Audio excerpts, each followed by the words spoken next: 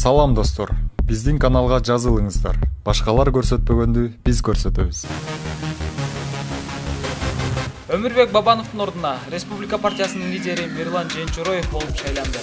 Депутат Мирлан Женчуроев Республика партиясынын лидери болуп шайланды. Мындай чечим бүгүн 20 декабрда аталган партиянын кезексиз съездинде чыкты. Буга чейин партиянын лидери Өмүрбек Бабанов болуп келгени маалым.